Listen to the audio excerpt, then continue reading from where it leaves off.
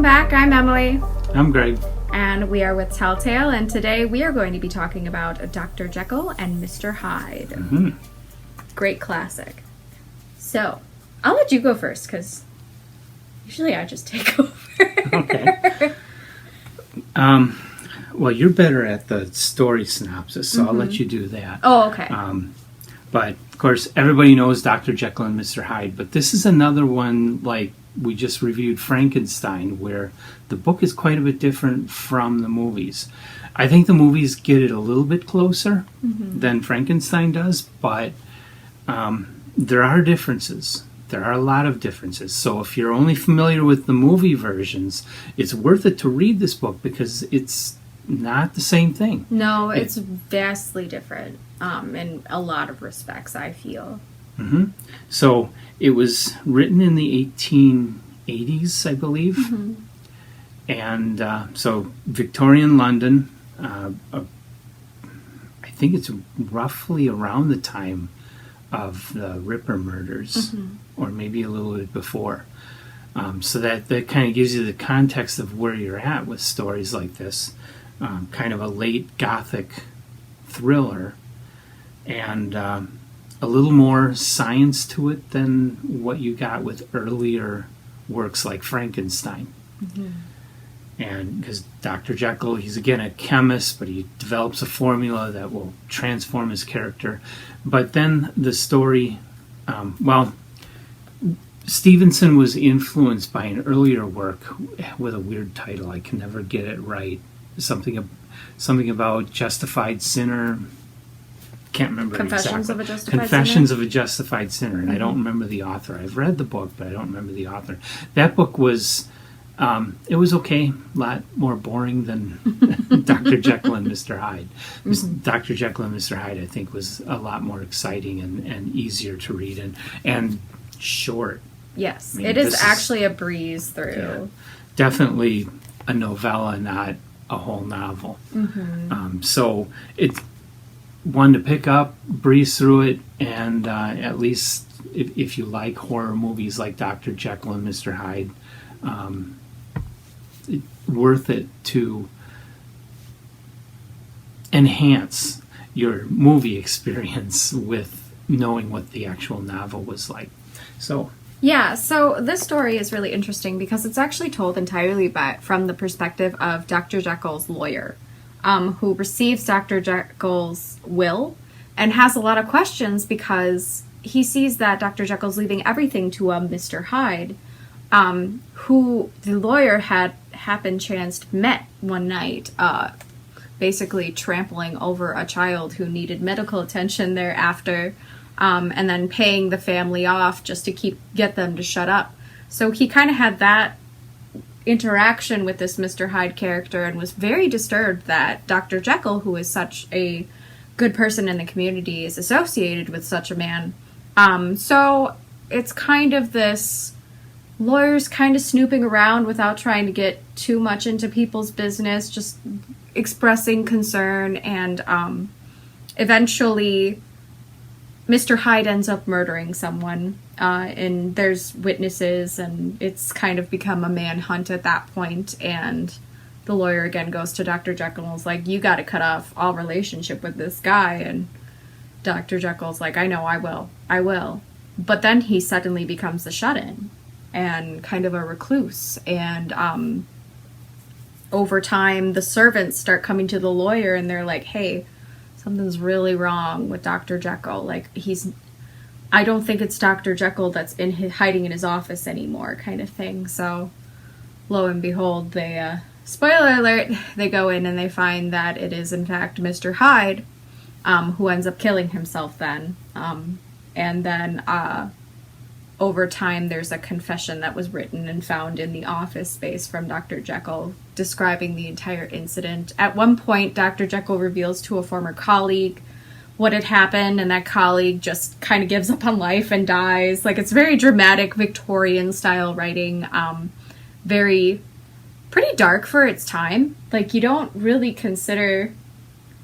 There's not a lot of Victorian writing that is as dark as this. When you, I shouldn't say that. That's not very true. But it's interesting because it doesn't touch on this sort of morality issue, like the ethics of separating your morality from, like, the science behind it is really weird because he finds a way to somehow become his best self, but in turn his worst self comes out, and that's who Mr. Hyde is. So for as long as he continues to be his best self, his worst self kind of starts coming out more and more and more until he no longer voluntarily switches between Dr. Jekyll and Mr. Hyde. It's just happening, which is why he decided to become a recluse. And then he can no longer remember how to make he remembers how to make the chemical that did it, but something was up with one of the ingredients, one of the salts he used, that it wasn't the same, or it wasn't, like, didn't have the same, I think it was the same imperfection that the first salt did. And so when he goes to the chemist to get it, it's not the same thing, and he can no longer change back. And so it's a very, very interesting piece of work. And a couple of interesting things to note is a lot of books back then. If you read older books, you'll run into it a lot of times where they're told through a series of letters or through some other person who's recounting their friend's story. You see stuff like that in Frankenstein and Dracula. Even the Time Machine is, a second person relating the story as it was handed to him by the time traveler, and you get that kind of device a lot in older books. Another interesting thing I find it, you mentioned how you think this is really dark. I've actually been pleasantly surprised at the old and ancient books we've been reading that are extremely dark, even by today's standards. The kind of violence that was described in the Iliad, I was not prepared for. That was always a kid's book. This was always a kid's book. Island of Dr. Moreau was always a kid's book. Frankenstein, Dracula, that was always for kids. Yeah. But you read the actual books, they're a lot more serious. They're not what parents today would give to their kids. Yeah, I think that's what's so interesting about it, because that's really what I was trying to say earlier, is I didn't expect to have something so dark coming out of the Victorian era, which I don't know why. I mean, they were fascinated with death. They had really weird, death rituals and mourning rituals and stuff. So I don't know why I was so surprised by this, but I think it's just the way they portrayed evil in this one was so, it was almost, they couldn't even, describe how evil they felt when they were around Mr. Hyde.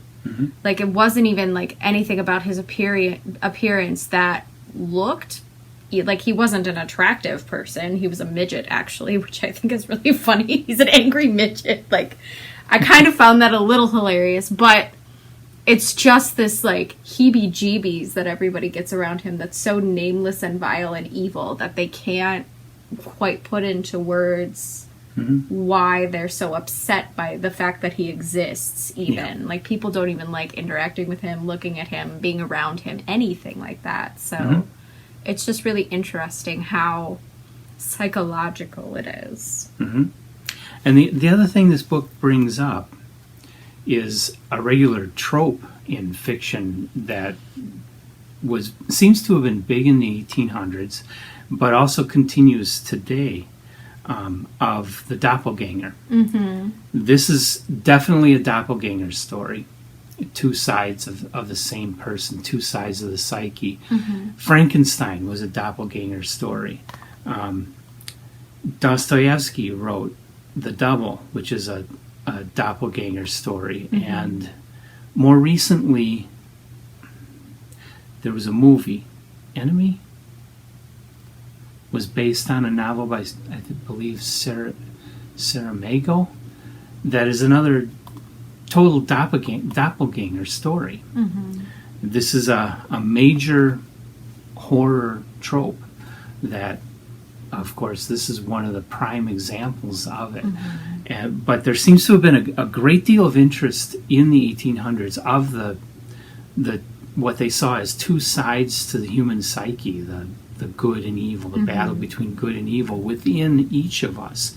And they saw, psychology was a budding science at the time, and we're seeing how within everyone you had both of these tendencies, both the tendency towards wanting to do good and this tendency towards base desires driving us. It's kind of similar to what we encountered too in the Purple Cloud, where there's the power of the white and the power of the black, and like this good and versus evil thing. There was no gray area, so to speak, and how that kind of portrays itself throughout that story. Right. I just think it's really interesting too that the way they decide to portray the dark side of Dr. Jekyll. I would almost like to have seen more characters just to see how differently, like how opposite they are. Because like one of the things I thought was interesting is Dr. Jekyll is this really tall, very good looking, very intelligent doctor. And Mr. Hyde is a midget. He's, not the tall, dark, and handsome. He's the small, pale, and ugly, stupid guy, basically. He's not. It's kind of interesting because Mr. Hyde is so highly emotional and less rational that he's kind of portrayed as dumb. Like he murders in plain sight and commits atrocities in plain sight. Like he leaves a paper trail that was easy for everybody to find when they started doing their manhunt. The only thing that they couldn't figure out is why, if he has such a long trail of violence and, if he's such a ne'er-do-well, why is he so hard to find right now? And that's because Dr. Jekyll basically tried to commandeer himself in his office and lock himself in. So I thought that was really interesting how they portrayed not only this opposite of psyche, but opposite of physical appearance. I just thought that was really, really well done. But it goes back to like this angry little person kind of thing that I almost found humorous. Yeah. But it also relates to werewolf stories where a man transforms into a wolf, that kind of dual nature type of thing. It runs out through all of horror and is a very fascinating line of fiction that this is a major... and Confessions of a Justified Sinner was also another doppelganger book. So there's so much back then that was like this. It was kind of natural for Robert Louis Stevenson to write a doppelganger book because everybody else was doing it, just like everybody was into seances and stuff back then. But he did a brilliant job with it, I think. It was a very impressive book. Short, easy to read, but still blows you away. Yeah, I actually preferred this one to the Frankenstein one we did too, just because the story was more closely aligned with what I was familiar with and how Hollywood portrays it. Because my very first encounter with this was Wishbone. There used to be this PBS TV show with this little dog who did like dramatizations of classic literature. It was Wishbone. So like that was really accurate because they actually give you the overview synopsis of the story, but in 30 minutes.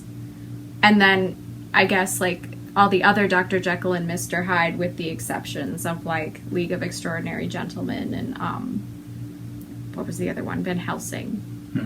Those were a little different than what I was, used to with the original storyline. So I felt like this book was a lot closer to, like, all the Hollywood portrayals were a lot closer to what the book was. Yeah. Whereas I felt like with Frankenstein, my first impressions kind of left me a little more disillusioned with the book. Because they had changed and taken so much artistic license, and Hollywood was my very first impression of it. Right. The book almost came across as disappointing. Right.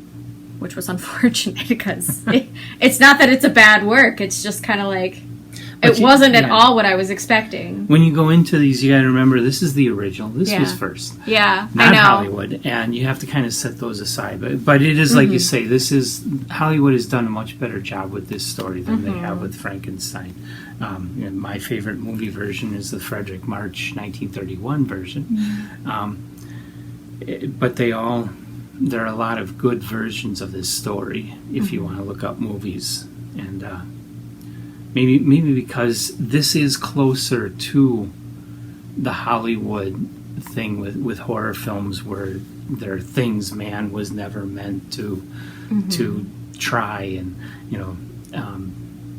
that we're treading on God's territory. Yeah, that's kind of what I was just going to say. This one does fit into that concept of the potential evil that science can do if misused. And then just the imperfection of humans trying to play God. Like, we do have that duality within us where we have the capacity for evil and the capacity for good, and how do we reconcile the two? Right. As humans, and there's always a trade-off. I think that also speaks a little bit to like how things are right now politically, where like you've got that. It's so interesting how books just seem to resonate. I think that's a big reason why a classic is a classic, is they can resonate with almost every circumstance now. People can relate to it, and right now we happen to have an election year where it's like we're dealing with the lesser of two evils, or trying to balance out our values based off of, because nobody's perfect. Nobody believes all the same exact values that we do. So you kind of are playing this give and take with yourself. And this was an extreme way in which he decided to not play give and take with himself. Yeah. He decided to completely separate his best self from his worst self. But they still had to dwell in the same body, and they still had to take over. Every once in a while. So I just thought that was really interesting how relatable that was. Yeah. Especially for current climate right now in our society, where we're all just playing with this idea of picking and choosing values, even though there's things that we genuinely believe are wrong or genuinely believe are evil versus, things we genuinely believe are the right thing to do and the right thing for, our political candidates, or just for our lives or for our families or for our children or whatever. So I just thought that was really, really relatable right now to kind of see how the problem of removing that part of you too. And I thought about what was interesting with this is, how much of the human experience do you believe both through your good and evil sides? And how, are you a complete person without them? Because it seems like this portrays them as not, because they're both trying to exist. So they both have to exist to some degree, or not, to some degree. Yeah. Especially, if you look at it scientifically, matter cannot be made or destroyed. Is it the same thing for good and evil personas? Just looking at it from that scientific point of view and asking those questions is what made me really deeply philosophical. And I finished it late at night, so it was not the time to be thinking about it, and then I didn't sleep. No, you're up all night. Now I'm up all night, pondering the inner workings of the universe. But yeah, it was a very thought-provoking piece, for sure. I liked it. Excellent book. And that's number 2 of our October Halloween horror reads. And our number 3 one is actually kind of related thematically to this one. And I'll be surprised. No. So tune in for that one coming up also. Yes. And so that's all I have to say about this. Yeah, that's all I have to say too, because it was such a short work. It was very self-explanatory, very concise, and a very quick read. Yep.